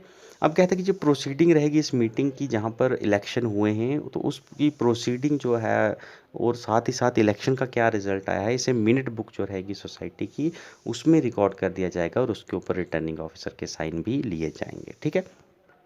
अब इलेक्शन के बाद क्या करेगा, रिटर्निंग ऑफिसर जो है वो उन बैलेट पेपर को 3 महीने तक अपने पास रखेगा। जब भी पोल हुए, जिस दिन रिजल्ट हुआ उसके 3 महीने तक बैलेट पेपर अपने पास रखेगा। 3 महीने का टाइम जो है वो दिया जाता है लोगों की, कोई भी आपकी अगर प्रॉब्लम है तो आप एटलीस्ट 3 महीने के अंदर अंदर, आप मैक्सिमम 3, पीछे हमने पढ़ा कि 1 महीने के अंदर अंदर डिस्प्यूट, अगर कोई इलेक्शन के ऊपर रजिस्ट्रार को अगर आपने इलेक्शन पिटिशन देनी है तो 1 महीने के अंदर अंदर देनी पड़ती है, लेकिन उसको एक्सटेंड करके 3 महीने मैक्सिमम जो है रजिस्ट्रार कर सकता है अगर कोई काज है, जेन्यून काज है। तो 3 महीने तक इसलिए रिटर्निंग ऑफिसर को बैलेट पेपर जो है उसको प्रिजर्व करके रखना पड़ता है। और उसके बाद अगर 3 महीने तक कोई भी जो है डिस्प्यूट नहीं रजिस्ट्रार को रेफर किया जा रहा है इलेक्शन की वजह से, तो फिर उन बैलेट पेपर को 3 महीने के बाद जो है वो डिस्ट्रॉय कर दिया जाता है, वो रिकॉर्ड फिर प्रिजर्व नहीं किया जाता। ठीक है। अब इलेक्शन की पोस्टपोनमेंट की बात आती है, तो कहता है कि अगर मान लीजिए किसी वजह से इलेक्शन इंटरप्टेड हो के बीच में या डिस्टर्ब हो गए, तो रिटर्निंग ऑफिसर जो है वो अगर अपनी नज़र में ये चीज़ मतलब जज करता है कि इलेक्शन सही से नहीं हो रहे हैं या इंटरप्टेड हो रहे हैं, किसी वजह से भी हो गए, तो वो क्या करेगा, उस मीटिंग को एडजर्न करेगा और सारे हालात जो है उसको डेप्यूटी रजिस्ट्रार, जॉइंट रजिस्ट्रार या रजिस्ट्रार के पास भेजेगा कि ये हालात हैं, इलेक्शन जो है इनमें इंटरप्शन आ गई है, तो प्लीज़ आप इनको पोस्टपोन करने की इजाज़त दीजिए। तो फिर जो है डिप्टी रजिस्ट्रार जो उन्हें पोस्टपोन करने की इजाज़त देगा, और उसके साथ साथ वो पोस्टपोन के टाइम ही जो है रिटर्निंग ऑफिसर जो है वो डिप्टी रजिस्ट्रार के अप्रूवल से ही नई जो डेट होगी उसे भी फिक्स करेगा कि कब जो है अब दूसरी बार जो पोस्टपोन होने के बाद जो डेट रहेगी इलेक्शन की वो कौन सी रहेगी, वो भी उसी मीटिंग में बता दिया जाएगा। ठीक है। अब इलेक्शन एक्सपेंसेस की बात आती है कि खर्चा कहाँ से रहेगा, तो देखिए जो भी सोसाइटीज़ जिनकी पेड अप कैपिटल जो है वो 10,000 या 10,000 से कम पेड अप कैपिटल है, वो इलेक्शन के ऊपर सिर्फ 2,000 रुपया ही खर्च कर सकते हैं। इससे ऊपर जो है वो खर्च नहीं कर सकते, ठीक है। Shall not incur expenditure of more than 200। और जिन सोसाइटीज़ की पेड अप कैपिटल 10,000 से लेकर 1 लाख के बीच में है, वो इलेक्शन पर सिर्फ 4,000 रुपया ही खर्च कर सकते हैं, ठीक है।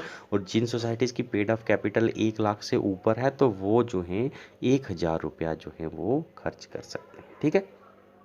200 रुपया जो है 10,000 पेड अप कैपिटल है तो 200 रुपया खर्च कर सकते हैं। 10 से 1,000 से 1 लाख तक है तो 400 रुपया खर्च कर सकते हैं। और 1 लाख से ऊपर है तो आप 1,000 रुपया इलेक्शन पर खर्च कर सकते हैं, इससे ज़्यादा नहीं कर सकते, ठीक है। अब कहते हैं कि इलेक्शन जो रहेगा प्राइमरी एग्रीकल्चर सोसाइटीज़ की कमेटी के मेंबर्स का इलेक्शन, वो लगभग हर 3 साल बाद होना ज़रूरी है। तो प्राइमरी एग्रीकल्चर सोसाइटीज़ है तो उसके जो कमेटी के मेंबर का इलेक्शन रहेगा वो 3 साल के बाद एक बारी होना ज़रूरी है, ठीक है। मैक्सिमम पीरियड 3 साल का रहेगा। अब कहते हैं कि election of member of committee whose election has already due on the date of coming into the forces of this rule shall be conducted within 3 months, ठीक है।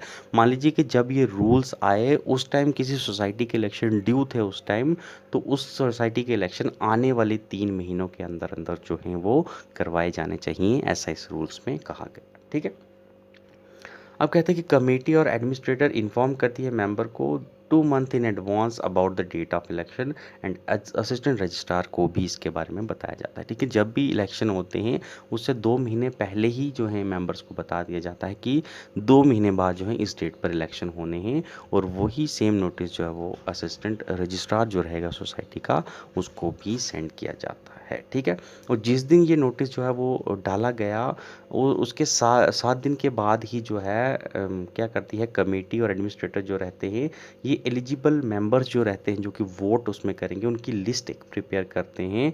और इसमें असिस्टेंट रजिस्ट्रार भी उनको मदद करता है। और ये जो लिस्ट प्रिपेयर रहती है इसे हम ड्राफ्ट इलेक्टोरल रोल कहते हैं, ठीक है।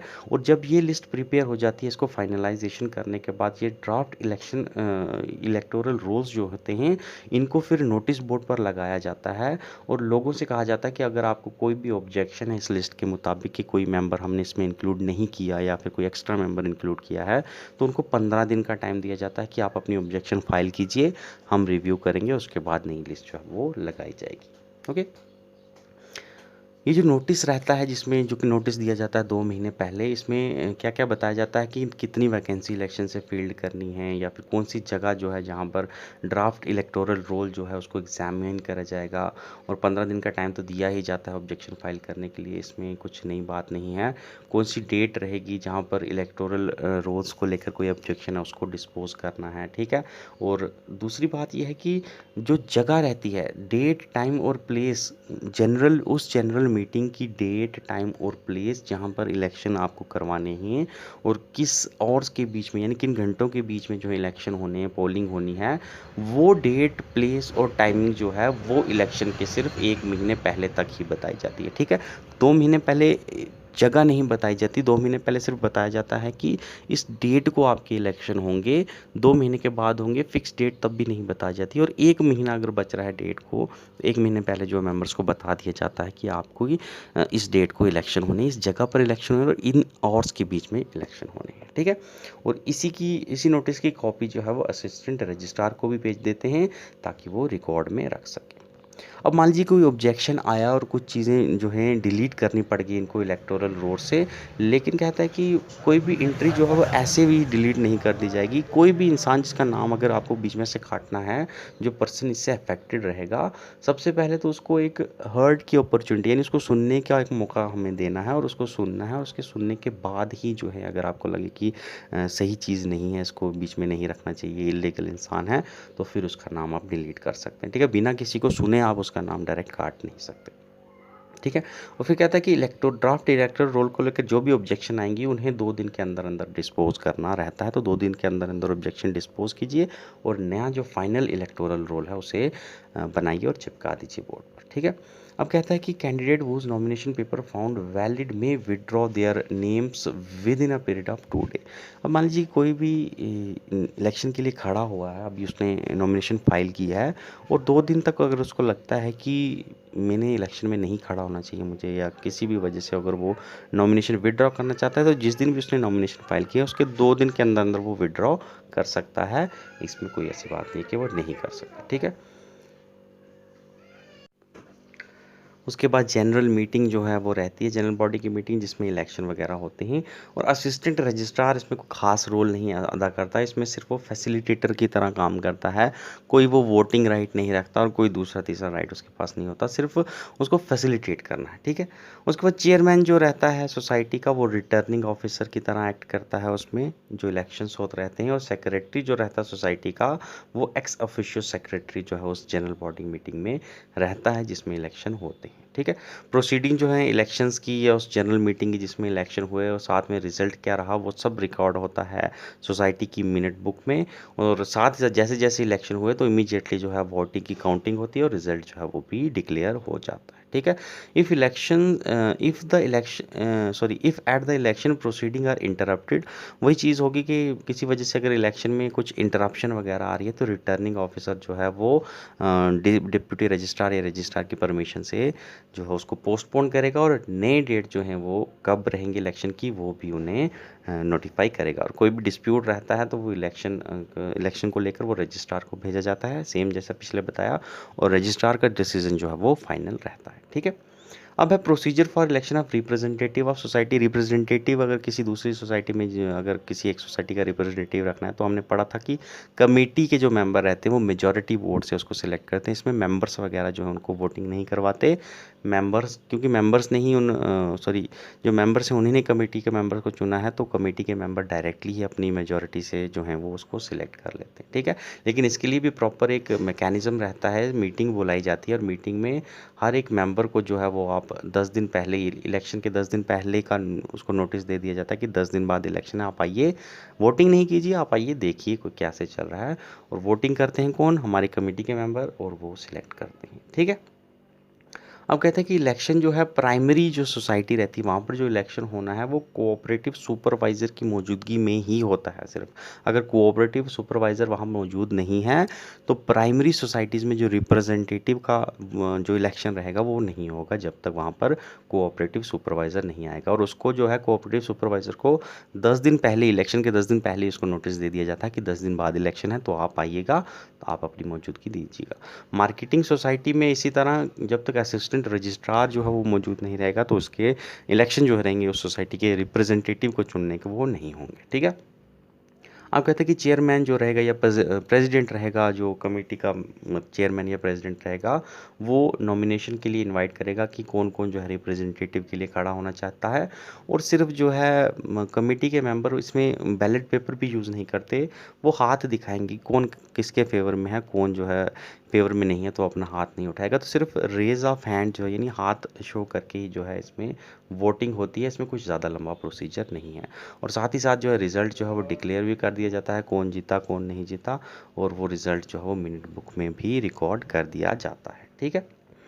अब कि मान लीजिए कि कहता है कि जो बोर्ड या कमेटी में मैं कोई वैकेंसी आ गई है, देखिए चुना तो सबसे पहले तो सबको, जितने भी मेंबर थे उनको चुना गया, लेकिन किसी की डेथ होगी, मान लीजिए किसी ने रिज़ाइन कर दिया, किसी को निकाल दिया, या कोई बाद में ऐसा पाया गया जो कि क्वालिफाइड नहीं था, डिसक्वालीफाइड हो गया, उस केस में जो वैकेंसी रहती है और कैसे फिल की जाती है, तो कहता है कि अगर वो वैकेंसी जो है वो टोटल नंबर से हाफ से कम है, ठीक है। मान ही लीजिए कि 10 टोटल मेंबर है, उसमें से 5 जो हैं किसी वजह से रिज़ाइन हो गए, 5 से कम या 5 अगर रिज़ाइन हो गए, छोड़ गए, तो बाकी जो 5 बचे हुए जो मेंबर रहेंगे वो को ऑप्शन से, यानी वो अपनी रजामंदी से मेजॉरिटी से जो है बाकी बचे कुचे मेंबर्स को सिलेक्ट कर लेंगे।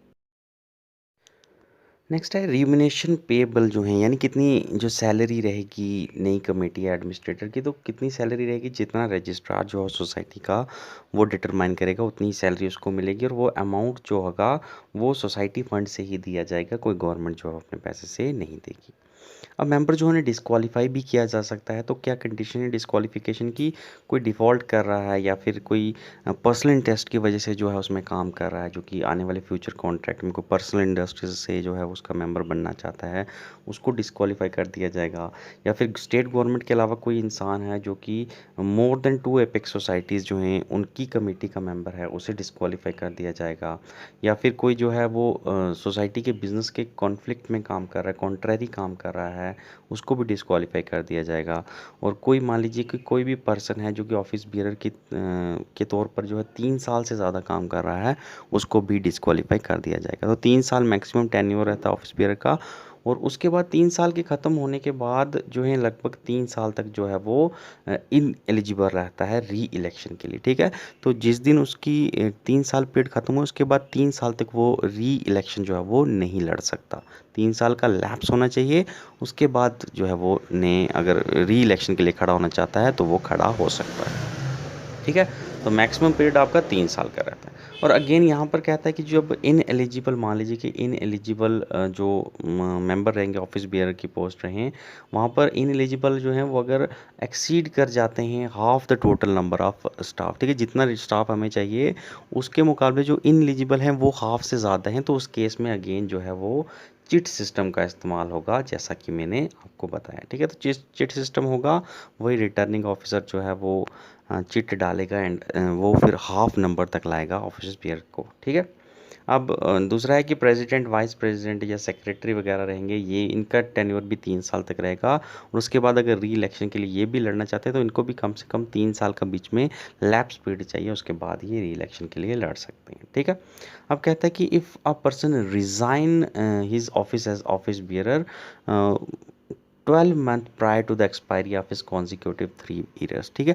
मान लीजिए किसी ऑफिस बियर का या मेंबर का 3 साल का टेन्योर था और उसने 2 साल पूरे कर दिए और तीसरे साल में यानी 12 उसका टेन्योर ख़त्म होने के 12 महीने के अंदर अंदर यानी थर्ड साल में कहीं रिज़ाइन किया है, तो उस केस में उसका टेन्योर पूरा 3 साल का माना जाएगा, ठीक है। तो उस केस में 3 साल का टेन्योर उसका पूरा माना जाएगा और उसको फिर 3 साल का लैप्स पीरियड लेना पड़ेगा री इलेक्शन के लिए, ठीक है। तो ये चीज़ बड़ी अच्छी रखी गई है। नेक्स्ट है कि person shall be disqualified for being office bearer if he is a member of committee of another society of same nature. तो अगर कोई मेंबर जैसी उसकी सोसाइटी है उसी तरह की सेम किसी दूसरी सोसाइटी का जो कि सेम नेचर की है उसकी कमेटी का मेंबर भी है, तो उस केस में भी उसको इस सोसाइटी से डिस्क्वालीफाई कर दिया जाएगा। तो आप सेम नेचर की 2 सोसाइटी की कमेटी के मेंबर नहीं रह सकते, ठीक है। अब कहता है कि आप चाहे आप प्रेसिडेंट, वाइस प्रेसिडेंट या चेयरमैन हो, आप भी जो हैं यानी जो प्रेसिडेंट, वाइस प्रेसिडेंट, ये भी एक टाइम में एक से ज़्यादा सोसाइटी के प्रेसिडेंट, वाइस प्रेसिडेंट नहीं रह सकते। तो एक से ज़्यादा सोसाइटी के अगर प्रेसिडेंट, वाइस प्रेसिडेंट है तो इनको भी डिस्क्वालीफाई कर दिया जाएगा, ठीक है। अब मान लीजिए कि कोई इंसान जिसको कि लोन जिसने किसी सोसाइटी से ले रखा था और उसने 3 महीने तक उनकी किस्त जो है वो नहीं दी है, तो उस केस में उसको भी डिस्क्वालीफाई कर दिया जाएगा, वो अपॉइंटमेंट के लिए एलिजिबल नहीं रहेगा। और कोई ऐसा मेंबर जिसने अपने टाइम में फंड्स में मिस अप्रोप्रिएशन की है, उस पर ये आरोप है, तो वो भी जो है री इलेक्शन के लिए एलिजिबल नहीं रहेगा, ठीक है। और कोई जनरल बॉडी मीटिंग जिस बोर्ड को करवानी थी जिस टाइम पर, अगर वो किसी वजह से उस टाइम पर जनरल बॉडी मीटिंग वो बोर्ड नहीं करवा पाता, तो पूरा बोर्ड जो है उसे डिस्क्वालीफाई कर दिया जाएगा। और उस केस में जो नई इलेक्शन करवाने हैं बोर्ड के लिए वो पावर रजिस्ट्रार के पास चली जाएगी, ठीक है। अब कहते हैं कि चेयरमैन जो रहेगा, चेयरमैन या ऑफिस बियर रहेगा, अगर उसके खिलाफ नो कॉन्फिडेंस मोशन अगर पास कर दिया जाता है किसी मीटिंग में 2/3 मेजॉरिटी के साथ, तो उस केस में जो चेयरमैन या दूसरा ऑफिस बियर रहेगा वो भी डिस्क्वालीफाई कर दिया जाएगा, ठीक है। और उस स्पेशल मीटिंग की रिक्वेस्ट जो होगी जिसमें डिस्क्वालिफिकेशन के लिए वोट करना है, उसके ऊपर कम से कम 1/3 जो है मेंबर कमेटी के उनके सिग्नेचर होने चाहिए, तभी रजिस्ट्रार उसे अप्रूव करेगा, ठीक है। अब कहते हैं कि ऑफिसर्स और एम्प्लॉय कौन से रहेंगे, तो ऑफिसर और एम्प्लॉय कोऑपरेटिव सोसाइटी में सिर्फ वही रहेंगे जो कि उस प्रेस्क्राइब क्वालिफिकेशन के ऊपर मीट करेंगे, जो भी क्वालिफिकेशन रजिस्ट्रार ने रखी होगी उस सोसाइटी में ऑफिसर्स को अपॉइंट करने के लिए, तो जो क्वालिफिकेशन को मीट करेंगे वही अपॉइंट किए जाएंगे वहाँ पर ऑफिसर्स, ठीक है। अब अगेन ये भी यही कहता है कि जो इंसान जिसका अपनी कोई पर्सनल इंटरेस्ट है सोसाइटी में किसी कॉन्ट्रैक्ट वगैरह को लेकर, उसे जो है वो अपॉइंट नहीं किया जाएगा। ठीक है। एंड आखिर में है कि कोई भी ऑफिसर जो है वो अपनी ड्यूज़ रिकवर करने के लिए जो प्रॉपर्टी रहेगी सोसाइटी के मेंबर की, उसको डायरेक्टली या इनडायरेक्टली परचेज नहीं कर सकता। तो ऑफिसर्स के ड्यू अगर कुछ हैं सोसाइटी को, तो दूसरे लीगल तरीक़ों से वो ले सकता है। ऐसा नहीं कि आप किसी मेंबर के जो है वो प्रॉपर्टी बेच कर या ख़रीद कर वो अपनी ड्यूज़ रिकवर करे, ये इलीगल माना जाएगा। ठीक है। तो चैप्टर 4 काफ़ी लंबा था। चैप्टर 5 जो है वो है properties end fund of cooperatives. आइए इसके ऊपर डिस्कशन करते हैं। तो प्रॉपर्टीज़ में सबसे पहले तो एक कोऑपरेटिव एजुकेशन फ़ंड जो है हर कोऑपरेटिव सोसाइटी को बनाना पड़ता है। और इस कोऑपरेटिव सोसाइटी फ़ंड में क्या करता है कि हर सोसाइटी जो होती है अपना जो उसका नेट प्रॉफिट रहता है ईयर का, उसका 5% जो है, कम से कम 5% से ज़्यादा नहीं होना चाहिए, यानी 5% या 5% से कम एक अमाउंट जो भी डिसाइड किया जाएगा नेट प्रॉफिट का, उसे कोऑपरेटिव एजुकेशन फ़ंड में डिपॉजिट करना पड़ता है। और उस कोऑपरेटिव फ़ंड को, एजुकेशन फ़ंड को कौन एडमिनिस्टर करता है? एडमिनिस्टर करने के लिए स्टेट कोऑपरेटिव यूनियन रहती है। और अगर किसी स्टेट में स्टेट कोऑपरेटिव यूनियन नहीं है तो उस केस में रजिस्ट्रार जो है कमेटी अपॉइंट करेगा, और वो कमेटी जो है वो इस फंड को एडमिनिस्टर करेगी। ठीक है। अब कहते हैं कि स्टेट कोऑपरेटिव यूनियन जो है वो रेगुलेशंस भी बनाएगी कि कैसे जो है इस फंड को स्टेबलाइज और एडमिनिस्टर किया जाए। इसके लिए रेगुलेशंस भी जो बनाने का काम रहेगा वो स्टेट कोऑपरेटिव यूनियन का रहेगा। ठीक है। अब कहता है कि अनएप्रोप्रिएटेड प्रॉफिट से, यानी जो प्रॉफिट मान लीजिए आपको हुआ है उसको डिस्ट्रीब्यूट नहीं किया गया किसी वजह से, तो उसका क्या होगा? तो कोई भी प्रॉफिट जो कि अप्रोप्रिएट नहीं की गई है, उसको कोऑपरेटिव सोसाइटी का जो रिज़र्व फंड रहेगा उसमें डाल दिया जाएगा। फिर उसके बाद जो भी फंड में यूटिलाइजेशन आपको करनी है वो आप कर सकते हैं। ठीक है। तो जो डिसअप्रोप्रिएशन रही है, जो अप्रोप्रिएट नहीं कर सके आप फंड, उसको रिज़र्व फंड में डाल देना है। अब मान लीजिए रिज़र्व फंड की यूटिलाइजेशन कहाँ रहेगी, सॉरी जो फंड्स रहेंगे उनकी इन्वेस्टमेंट कहाँ कर सकते हैं? तो कहता है कि सबसे पहले तो रजिस्ट्रार के सैंक्शन के बाद ही उस फंड का पूरा पार्ट या कोई पोर्शन या थोड़ा हिस्सा भी जो है वो आप कहाँ यूज़ कर सकते हैं? In purchase of lease of land और इन एक्विजिशन ऑफ कंस्ट्रक्शन और renewal of any building necessary to conduct इस बिजनेस। तो कोऑपरेटिव सोसाइटीज़ के बिजनेस को चलाने के लिए अगर किसी लैंड को लीज पर लेना है या फिर कोई बिल्डिंग जो है उसको नई बिल्डिंग बनवानी है, उसको रिन्यू करवाना है, जिससे सोसाइटी का बिजनेस जो है उसकी इम्प्रूवमेंट हो सके, तो उस केस में आप जो है फंड का इस्तेमाल कर सकते हैं रजिस्ट्रार की अप्रूवल के बाद ही। ठीक है। दूसरा है कि रिज़र्व फंड जो है उसको आप कहाँ यूज़ कर सकते हैं? तो सबसे पहले तो रिज़र्व फंड मेंटेन इसलिए किया जा सकता है ताकि फ्यूचर लॉसेस, अगर आपको सोसाइटी को कोई फ्यूचर लॉसेस जो हैं जो कि आप आज प्रिडिक्ट नहीं किए या आने वाले टाइम में हो सकते हैं, जो आप प्रिडिक्ट नहीं कर सकते, उनको मीट करने के लिए ही आपको रिज़र्व फंड का इस्तेमाल करना है। इस फंड का इस्तेमाल आप किसी को डिविडेंड देने के तौर पर नहीं कर सकते हैं, या फिर कोई भी मेंबर ऐसा नहीं है जो कि रिज़र्व फंड के बीच में से अपना कोई क्लेम जो है वो मांग सके। ये फंड सिर्फ अनफॉर्सिन जो एक्सपेंडिचर रहेंगे, यानी फ्यूचर लॉसेस जो अगर आपकी सोसाइटी को कभी हो सकते हैं, उसी को मीट करने के लिए रखा जा सकता है। लेकिन क्या होता है कि कई बार अगर रजिस्ट्रार जो है वो अपने स्पेशल ऑर्डर के थ्रू किसी कोऑपरेटिव को परमिट कर दे कि आप ये फंड जो है रिज़र्व फंड, इसको इन्वेस्ट कर सकते हैं अपना कोई बिजनेस वगैरह चलाने के लिए, तो उस केस में जो है वो सोसाइटी इस फंड को इस केस में यूज़ कर सकती है। अदरवाइज़ आप इसको फालतू में कहीं यूज़ नहीं कर सकते। अब मान लीजिए कहता है कि सोसाइटी की वाइंडिंग अप हो जाती है, तो उस केस में रिजर्व फंड कहाँ जाएगा? अब कहता है कि on the winding up of society, reserve fund जो होगा, रिजर्व फंड और दूसरे फंड जो होंगे ये मिलकर shall be applied by liquidator to discharge of such liabilities of the societies as remain undischarge out of asset. तो इसका इस्तेमाल रिजर्व फंड का फिर वाइंडिंग अप के टाइम कहाँ होगा? कि मान लीजिए सोसाइटी की जो एसेट्स वगैरह बेच कर अगर लाइबिलिटीज़ जो हैं सोसाइटी की वो पूरी नहीं हो सकी हैं, तो फिर रिज़र्व फंड का इस्तेमाल करके जो है वो लाइबिलिटीज़ जो बची खुची उनको पूरा किया जाएगा।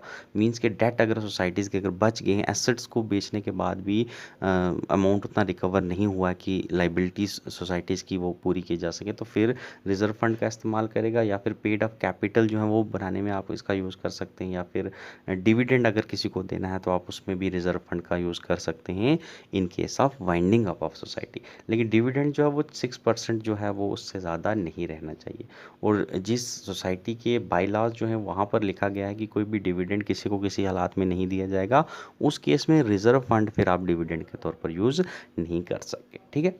अब कहते हैं कि सरप्लस, अगर मान लीजिए कि कोई सरप्लस आ गया है, नेट प्रॉफिट इतनी ज़्यादा हो गई है, आपके पास सरप्लस आ गया है, पैसा बच गया है सबको बांटने के बाद भी, उस सरप्लस का क्या करेंगे? तो सरप्लस को यूज़ करने के भी जो है मेथड है, एक मैनर में यूज़ किया जाना चाहिए। मान लीजिए कहता है कि कोई भी कोऑपरेटिव सोसाइटी है, फाइनेंसिंग बैंक के अलावा कोई दूसरी सोसाइटी है, उस केस में सरप्लस जो होगा उसे किसी भी पब्लिक यूटिलिटी यानी जो कोई भी कॉमन नीड जो है सोसाइटी की, उसे पूरा करने में जो है इस्तेमाल किया जा सकता है। जैसा कि जनरल बॉडी जो होगी उस डिसॉल्व सोसाइटी की, वो जैसा बताएगी कि जिस भी पब्लिक यूटिलिटी में इसको इस्तेमाल किया जाना चाहिए, उस केस उसमें उसको जो है वो डाल दिया जाएगा। अब कहता है कि मान लीजिए कि लिक्विडेटर ने बताया है कि इसको इस जगह पर डालना है, इस रिजर्व फंड को इस जगह पर यूज़ करना है, और लिक्विडेटर के ऑर्डर के 30 डेज़ तक जनरल बॉडी जो रहेगी वो उस चीज़ को कहीं ना कहीं बनाने में फेल रहती है, या उस चीज़ में उसको वो पैसा नहीं लगा सकती, तो उस केस में रजिस्ट्रार क्या करेगा, फिर उस सरप्लस फंड को किसी भी फाइनेंसिंग बैंक, जो उस एरिया का फाइनेंसिंग बैंक रहेगा, उसमें डिपॉजिट करवा देगा। तो महीने के अंदर अंदर सरप्लस यूज़ करना है तो कीजिए, महीने के अंदर यूज़ नहीं किया तो उस सरप्लस को फिर फाइनेंसिंग बैंक में डाल दिया जाएगा। ठीक है। और जब नई सोसाइटी मान लीजिए कोई उस एरिया में बनती है जिसका सिमिलर ऑब्जेक्ट के साथ, तो फिर वो जो फाइनेंसिंग बैंक में पैसा ये सरप्लस का रखा गया है वो उठाकर इस सोसाइटी को दे दिया जाएगा। ठीक है। तो उससे तो फ़ायदा हो जाएगा भाई, नई सोसाइटी जो रहेगी। और फाइनेंसिंग बैंक, मान लीजिए फाइनेंसिंग बैंक को जो था उस केस में अगर सरप्लस था, उस सरप्लस को किसी दूसरे फाइनेंसिंग बैंक के अकाउंट में डाल दिया जाएगा, और फिर नया अगर कोई फाइनेंसिंग बैंक बनता है तो उसमें भी उसको यूटिलाइज़ किया जा सकता है, या फिर जो इस फाइनेंसिंग बैंक में ये डिपॉजिट सरप्लस किया गया है, सरप्लस डिपॉजिट किया गया है, तो वो तो उसे यूज़ कर ही सकता है। ठीक है। रजिस्ट्रार जहाँ बताएगा।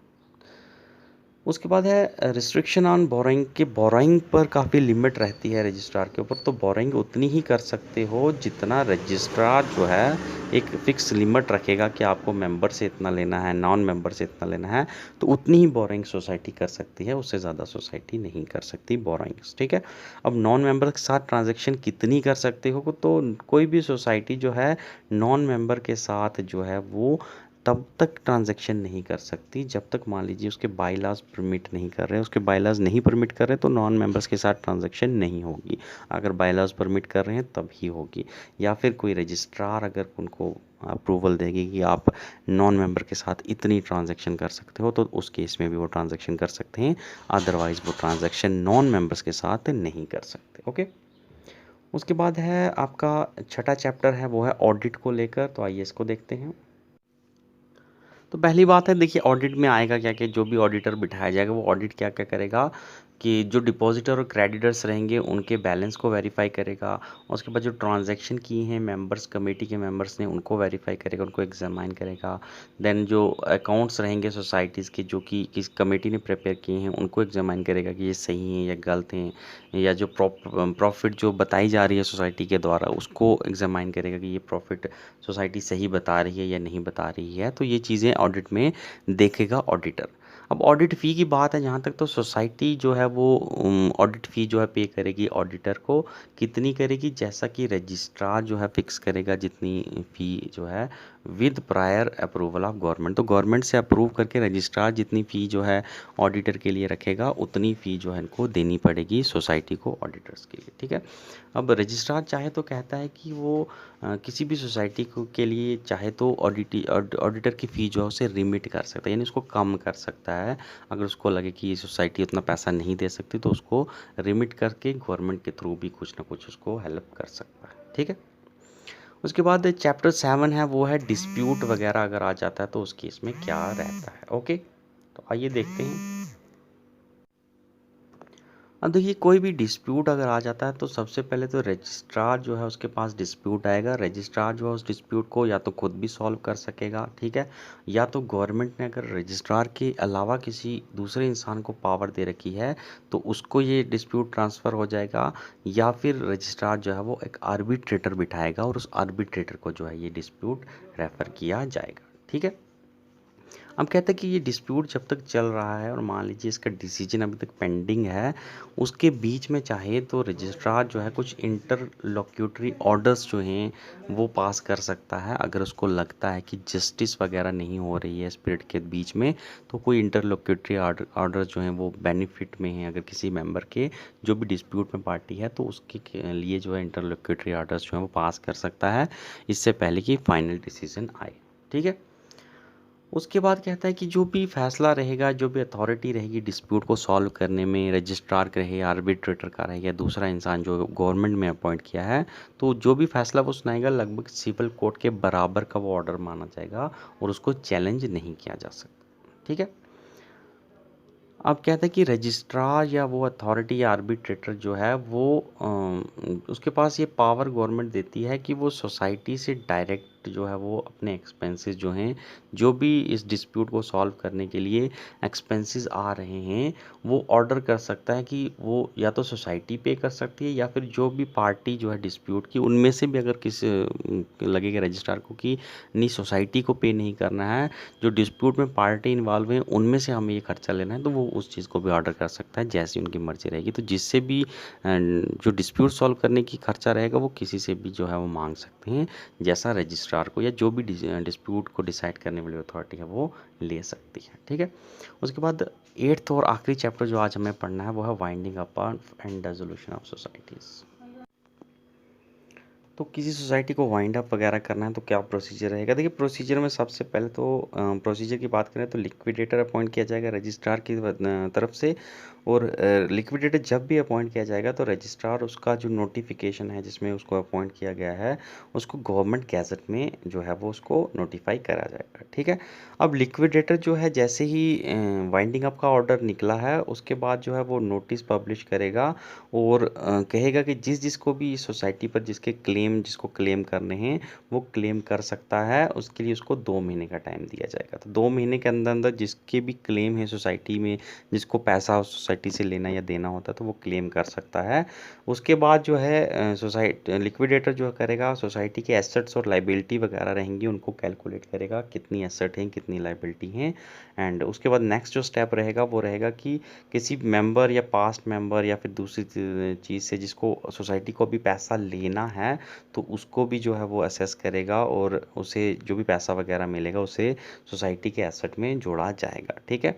उसके बाद कहता है कि लिक्विडेटर जो है वो क्वार्टरली रिपोर्ट जो है वो सबमिट करता रहेगा रजिस्ट्रार को कि लिक्विडेशन की जो प्रोसेस चल रही है उसमें क्या प्रोग्रेस है क्या प्रोग्रेस नहीं है, तो क्वार्टरली रिपोर्ट जो है वो उसको रजिस्ट्रार को सबमिट करनी रहती है। ठीक है।